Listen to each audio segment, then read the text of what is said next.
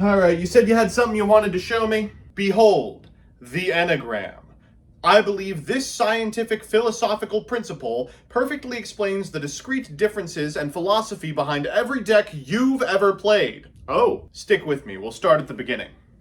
Up top, these are decks you stole from YouTubers. Well, what's that point there? These are decks that are pee bad. Oh, and these are poo bad. Well, what's that point there? Here we have decks that lose to Droll, and there, in fact, all of these are decks that lose to Droll. Okay, just go through the rest. Next, decks you stole from pro players without ever reading the combo guides. Decks that were mostly good, but you had to make a bunch of last-minute decisions because you realized you didn't have critical parts of the main deck. And right here is Tearlament. What exactly was this supposed to prove again? Oh, nothing. I just thought it would be funny to make fun of you.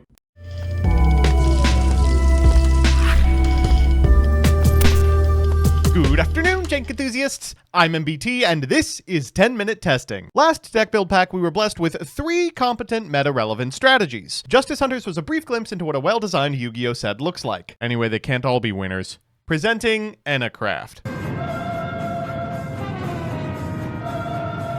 So here's the list. As always, I'll give you a background about the archetype, a little bit of a discussion about what I hope the deck can do, and of course, the card by card. But first, this video is sponsored by Yu-Gi-Oh! Pro Deck. Despite what some Yu-Gi-Tubers who shall not be named would have you believe, the TCG is alive and well. And if you're looking to start your journey into paper, there's no better place to begin than Yu-Gi-Oh! Pro Deck. With up-to-the-minute reporting on every major tournament worldwide, searchable and interactable pie charts and deck lists, and all the bells and whistles you've come to expect from one of the best draft and collection management sites on the net, Yu-Gi-Oh! Pro Deck is the place to be. Check it out today at www.ygoprodeck.com. Now back to the video. With that, let's examine Enneacraft.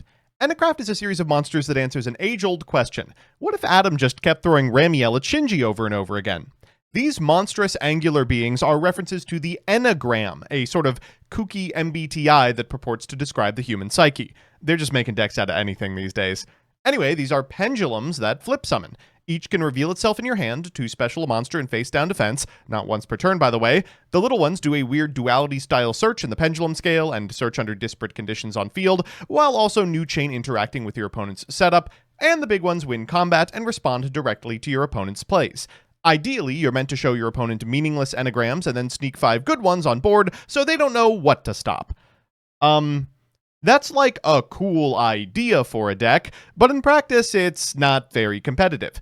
Since you have to add with their weird pendulum effects all the time, you're very susceptible to Droll. Since the kinds of things you can stop are pretty narrow, you can lose to off-the-wall effects. Since you need to set 5, you don't really have room for non-engine, and let's not even bother talking about chain blocking. Still, we might as well give it a shot.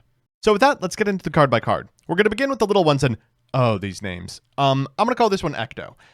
These all have a similar pendulum effect, which is every time a monster is flipped face up, put an EC counter on this card. You can pay 900 to reveal 3 Enneacraft cards from your deck. They do not have to have different names. Your opponent randomly picks 1 for you to add to your hand, and the rest are shuffled into the deck. Each one of them is a hard once per turn, but each effect is spread out among most of them.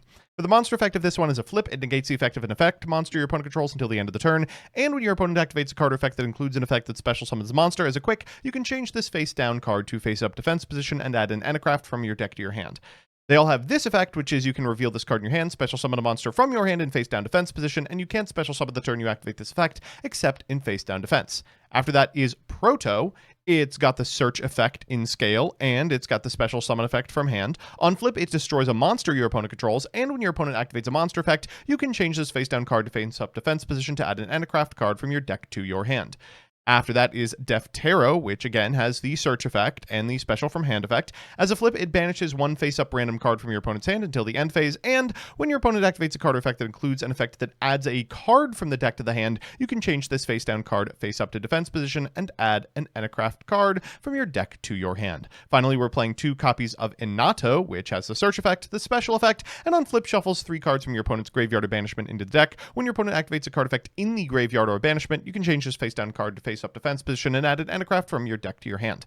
After that, we have the big boys. We're going to call this one Mar, and he is the good card in the deck. The big boys all have the same pendulum effect, which is each time a monster is flipped face up, put an EC counter on this card. At the end of the battle phase, if you have an Enneacraft card in your other pendulum zone, you can target a monster your opponent controls with less attack than this card, destroy it. As a flip, this card can change all your opponent's monsters to face-down defense position, and the monsters that were changed cannot change their battle positions. Then during your turn, when your opponent activates a card or effect on the field, you can change this face-down card to face-up defense position, negate the activation, and to destroy that card. It's also got the special summon effect. We've got Pixia afterwards, which has the destruction effect, the special summon effect, and after this card was flipped face up, while it's in the monster zone, your opponent cannot target cards on the field or graveyards with card effects. When your opponent activates a card effect that targets a card you control, you can change this face down card to face up defense position, negate the effect, then you can banish a random card from your opponent's hand. Tail has the destruction effect, it's got the special summon effect, and after flipped face up while in the monster zone, each time a monster is sent to your opponent's graveyard, they take 900. When your opponent activates a card effect that would destroy a card on the field, you can change this face down card to face up defense position. Monsters and Enneacraft spells you control can't be destroyed by card effects for the rest of the turn. Finally, we are playing Leon, which has the 2 effects we've all come to know and love, and when flipped face up while in the monster zone, each time your opponent adds a card to their hand by a card effect, they take 900. When your opponent activates a card effect in response to your card effect activation, it can be flipped face up to return up to 3 cards on the field to your hand. After that, we've got 3 copies of Lord of the Heavenly Prison and 2 Spirit of the Fall Wind. Let's do spells. First up is Enneacraft, which is an Enneacraft card. Once per turn during the end phase, you can remove all EC counters from your field, and if you do, your opponent takes 900 damage for each. Perhaps you see where this is going. We're not playing this, but there is a wildly consistent FTK that centers around Gap the Divine Soldier you can do, courtesy of this effect. Anyway, you can target any number of Enneacraft Pendulum monsters you control, return them to the hand, and if an Enneacraft Pendulum monster you control is flipped face up during the main phase, you can choose one of them and either return it to your hand or put it in your pen zone. After that, we've got 3 copies of Enneacraft Release, which just puts an Enneacraft from your deck into your pendulum zone, and if in your graveyard, any turn after the one where it was sent, you can banish it to add a face-up Enneacraft monster from your extra deck to your hand. 3 copies of Enneacraft Rebirth allows you to shuffle any number of Enneacraft monster cards from your hand or face-up field into the deck and extra deck, then draw cards equal to the number shuffled. And if your opponent normally special summons a monster while in your graveyard, you can banish this card and either special an Enneacraft from your hand in face-down defense position or change a face-down defense position Enneacraft you control to face-up defense position. This is either a way that you can have a little more agency over what you are flipping up when, or a way you can rebuild after your opponent breaks the board. We've got 3 copies of The Fallen and the Virtuous. We've got 2 copies of Book of Eclipse, 2 Soul and Luna, a card you may not be familiar with, but is pretty good in decks that are trying to actually flip monsters up, and 3 DDKC. In the extra, we've got our target for The Fallen and the Virtuous, a Garura, Elder Entity Entis, Meilong, Zeus, Sky Thunder, Double Typhon, a Mirror Logic Aggregator, then Avramax, Nightmare Phoenix, SP Little Knight, Cerberus, and IP Masquerena Recall. The conditions on these cards mean we're probably not going to be going into the extra deck particularly often. In the side deck, we've got a lot of really fun cards to play. Vanity's Fiend, Sphere Mode, D-Fissure, Evenly Matched, and Solemn Strike. So with that, let's check out some games. Our first match is up against Lunalight, and okay, I know this is a competent deck in the TCG, but right now I'm just having flashbacks from Saga. We're going first. Let me show you what our deck can do. We are going to begin with a copy of Proto. We will scale it, then activate the effect. That allows us to add from deck to hand pretty much anything we want, and we will just select an Enneacraft Released in order to set a copy of Inato. Inato triggers here. We're going to grab from deck to hand a copy of our Deftero. We will set our Enneacraft, and then afterwards we'll shuffle those back and set the Deftero. We'll use its effect in order to grab from deck to hand our last remaining guy, the Ecto. We'll activate Ecto's effect, and from here, I guess we just might as well get the spell. We'll go Reverse. These guys are going back into the deck, and we'll just draw a whole bunch of stuff. From here, we're just going to start summoning. We have Pixia. We have a copy of Deftero. We, of course, do have the Fail Whale here, the Mar. Afterwards, we are going to summon out the Proto, scale the Deftero, set 1, and then pass back to our opponent. They'll draw for turn, and this is going to be pretty tough for them. They're going to begin with a Foolish Burial Goods, sending a Serenade Dance. They will Serenade Dance here, pitching this copy of Foolos. One upside of playing this deck is you get to ignore a lot of cards like this. They'll go for Gold Leo. We're going to go for Deftero, and the effect of Deftero and Scale will trigger the effect of the Deftero. They'll trigger the effect of the Silverhand. We'll trigger the effect of the Enneacraft in order to put this guy back into our Scale as they get to Kaleido Chick. From here, we can take a card out of their hand, then activate Rebirth in order to flip up our Fail Whale a little prematurely. That permits us to tuck our opponent's monsters. They go for a Forbidden Droplet, but we'll chain Soul and Luna to book their monsters so they don't have targets for the droplet. They'll go for Black Sheep afterwards. We'll go for our Proto. We'll activate its effect in order to grab an Enneacraft, and as they add this Gold Leo back to hand, we can get rid of their last remaining monster. They will bring out the Gold Leo, but with nothing to do with it, we are able to do 4,500 using our field spell and threaten lethal on the crackback. So that's how the deck performs on the play, but what does it do on the draw? Our second match is up against, Archmage Canine. I like it, I like it. Kevin would be proud. We've drawn a couple of cards that are meant to shore up our going second win rate. You can see the Fallen of the Virtuous in a Book of Eclipse, but unfortunately we're going to be doing it into a full Archmage and Canine combo courtesy of Grifflayer and Yokel. They'll make a Ripper here after grabbing that Lantern, and the Diactorus is already on field so they can play with Reckless Abandon. Out comes the Lantern into the Yokel, into a second case for Canine, anything for discards for this Acropolis. Down comes the Nash Knight into Acropolis, pitch one of these Canines, and grab themselves a Littera to their side of the field, and afterwards they will just go ahead and activate the Nash Knight effect in order to make an Umbral Horror Masquerade. What the heck? You don't even want to pop your own case for Canine? They may not be on the quick play spell. They're going to grab a copy of Izuna and then bring back the Medius the Pure before passing back to us. Okay, well, we have to chase out this copy of Diactorus, so we'll begin with the Fallen of the Virtuous in order to get rid of it. They will chain it. We will chain Book of Eclipse, and now we should be off to the races. We're going to begin by activating this copy of Enneacraft Release. That's going to set us an Inato. Inato will pay 9. We'll grab a card from deck to hand and walk face first into a Droll and Lockbird. Oh, God, okay. Well, this deck really has trouble with Droll, so we will summon our Fail Whale and our Proto afterwards, just setting a card and passing back to our opponent. Thankfully, they don't draw any cards, courtesy of the Droll, but they do have monsters that do something again. All right, they are going to begin with the Power Patron, activate the effect of the Ripper in order to grab another case for Canine. God, how much work did they get? Into an Arts Acropolis, into everyone to attack position, into Nerva. That unfortunately prompts the destructive Daruma Karma Cannon. It will get negated, and afterwards they will Finmail. We will activate the effect of the Proto. They will just go ahead and negate with the Umbral Horror Masquerade. Down comes the Finmail. We'll activate the on-field Chain Block it, but the Finmail and the Nerva are going to make quick work of my board. Okay, well, we tried. Medius triggers here. They'll bring it back, and then Power Patron triggers to make a second copy of Diactorus. Power Patrons could grab from deck to hand. They will activate Alteration in order to grab their Assault. From here, they are just going to be able to use the Acropolis, extra normal on the Medius, and I believe this is lethal. So it's time for game 3, and you know what that means, a best of 3 versus meta. Our opponent's on Branded Dracotail, and I've really enjoyed playing this deck in Master Duel. It's cool to be able to play something that's actually good in TCG at the same time as Master Duel, right? They're going to go for Arthalion, then afterwards they're going to flip all those cards back into hand, activate Rahu to go into Gulamel. That's going to trigger the effect of the 5 mana and the Pan. They're just going to set everything they want here. No Ketu activation yet this turn, so they can go for that alongside the Horn. They'll Urgula back this copy of 5 mana, then activate Ketu in order to grab them a Frix. That Frix comes out, they'll activate the effect, targeting this Pan, and then we'll just set a couple and pass turn. Okay, what are we going to do into this? Well, that's not bad. We'll begin with our Mar, Fail Whale on the field, then we'll go Pixia afterwards, summoning it. Next, we'll go for Leon, and I guess we will just hope and pray. We'll use Release, that will fiend out a Flame. We'll activate the effect of the Pixia in response. They'll activate 5 mana. We'll activate Leon in order to do what we can to bounce the board, but that's still enough for an Arthalion. From this position, we get to banish their last remaining card and set an Inato, but they get to trigger the effect of the Frix in order to set a copy of Ketu, and they get to set a copy of Rahu as well. That's going to send our Mar. We will go ahead and grab here. We do get a copy of Proto, then we'll activate the effect of the Proto in order to grab from deck to hand a copy of the field spell. Enneopolis onto our grip allows us to, well, basically cash in everything back to the hand, and we will just start setting. First up, the Pixia. Next up, we will go ahead and set that Proto. We will follow it up with the Leon, and then, of course, the Inato as well. From here, we're just going to set 2 and pass turn. We'll trigger the effect of the Enneopolis and pass back to our opponent. Soul and Luna-ing at our first possible opportunity so that they aren't going to have too much to do.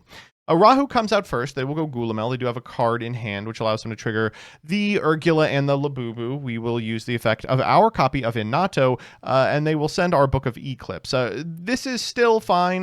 The bad news here is that our Inato is going to be negated, but we are going to be able to put it in the Pendulum Zone. That's going to give it an EC counter. They get to walk over pretty much everything that we have, and then they get to do Ketu in main phase 2, Gulamel CL2, targeting our last remaining monster, grabbing a Lucius. Urgula is going to cycle back this copy of 5 mana, then they'll normal summon the Lucius, use its effect in order to grab a Pan before passing back to us. This is disastrous. They'll take 18 here. I don't think there's anything we can do to get back in, though that trap card is pretty good. We're going to go for the Inato. They're going to go for the Sting and then chain the effect of the Gulamel so that it doesn't resolve, and we'll just scoop it.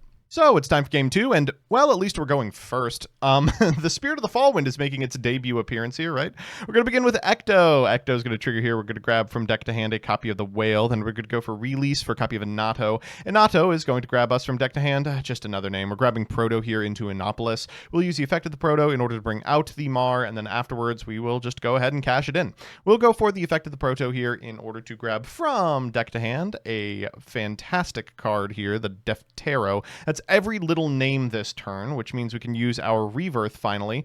get our 4 cards back into the grip to dig for non-engine. Unfortunately, we don't find it, so we'll go Spirit of the Fallwind, and then let's just start setting up the board. Pixia is fine. I suppose we will probably get some use out of Ecto.